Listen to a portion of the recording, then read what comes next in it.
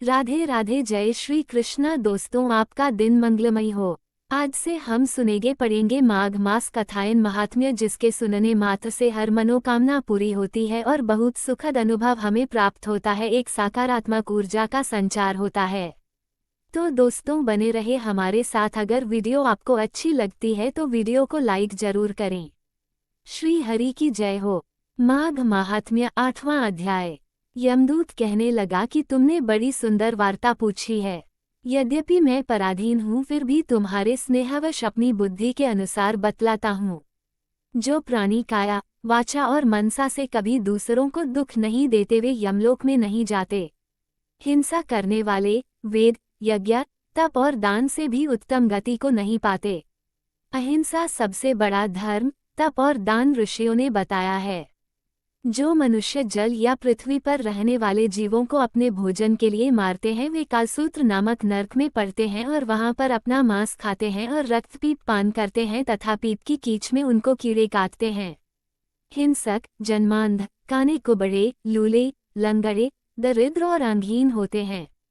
इस कारण इस लोक तथा परलोक में सुख की इच्छा करने वाले को काया, वाचा तथा मन में दूसरों का द्रोह नहीं करना चाहिए। जो हिंसा नहीं करते, उनको किसी प्रकार का भय नहीं होता। जिस तरह सीधी और टेढ़ी दोनों प्रकार की बहने वाली नदियां समुद्र में मिल जाती हैं, वैसे ही सब धर्म हिंसा में प्रवेश कर जाते हैं। ब्रह्मचारी, गृहस्थ, वानप्रस्थी तथा यति सभी अपने अपने धर्म का पालन करने और जितेंद्रिय रहने से ब्रह्मलोक को प्राप्त करते हैं। जो जलाशय आदि बनाते हैं और सदैव 5 यज्ञ करते हैं, वे यमपुरी में नहीं जाते। जो इंद्रियों के वशीभूत नहीं है, वेदवादी और नित्य ही अग्नि अर्थात हवन आदि का पूजन करते हैं, वे स्वर्ग को जाते हैं।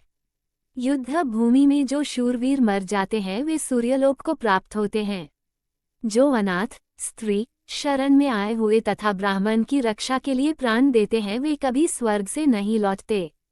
जो मनुष्य लूले, लंगड़े, वृद्ध, अनाथ तथा गरीबों का पालन करते हैं, वो भी स्वर्ग में जाते हैं। जो मनुष्य गौओं के लिए पानी का आश्रय करते हैं तथा कुआं, तालाब और बावड़ी बनवाते हैं, वे सदैव स्वर्ग में निवास करते हैं। जैसे जैसे जीव इनमें पानी पीते हैं, वैसे ही उनका धर्म बढ़ता है। जल से ही मनुष्य के प्राण है, इसलिए जो प्याऊ आदि लागते हैं, वह अक्षय स्वर्ग को प्राप्त होते हैं। बड़े बड़े यज्ञ भी वह फल नहीं देते जो अधिक छाया वाले वृक्ष मार्ग में लगाने से देते हैं। जो मनुष्य वृक्ष रोपण करता है, वह सदैव दानी और यज्ञ करने वाला होता है। जो अच्छे फल और अच्छी छाया वाले मार्ग के वृक्षों को काटता है, वह नरकगामी होता है। तुलसी का पौधा लगाने वाला सब पापों से छूट जाता है। जिस घर में तुलसी वन है, वह घर तीर्थ के समान है और उस घर में कभी यमदूत नहीं जाते। तुलसी की सुगंध से पितरों का चित्त आनंदित हो जाता है और वे विमान में बैठकर विष्णुलोक को जाते हैं। नर्मदा नदी का दर्शन, गंगा का स्नान और तुलसी दल का स्पर्श, ये सब बराबर बराबर फल देने वाले हैं। हर एक द्वादशी को ब्रह्मा भी तुलसी का पूजन करते हैं। रत्न, सोना, फूल तथा मोती की माला के दान का इतना पुण्य नहीं जितना तुलसी की माला के दान का है। जो फल आम के 1000 और पीपल के 100 वृक्षों को लगाने से होता है, वह तुलसी के एक पौधे के लगाने से होता है। पुष्कर आदि तीर्थ, गंगा आदि नदी, वासुदेव आदि देवता सभी तुलसी में वास करते हैं। जो 1 बार, 2 या 3 बार रेवा नदी से उत्पन्न शिव मूर्ति की पूजा करता है अथवा स्फुटिक रत्न के पत्थर के आप से आप निकले हुए तीर्थ में, पर्वत या वन में रखी हुई शिव की मूर्ति की पूजा करता है और सदैव ॐ नमः शिवाय मंत्र का जाप करता है, यमलोक की कथा भी नहीं सुनता। प्रसंग, शत्रुता, अभिमान से शिव पूजा के समान पापों को नष्ट करने वाला तथा कीर्ति देने वाला 3 लोक में और कोई काम नहीं है। जो शिवालय स्थापित करते हैं, वे शिवलोक में जाते हैं।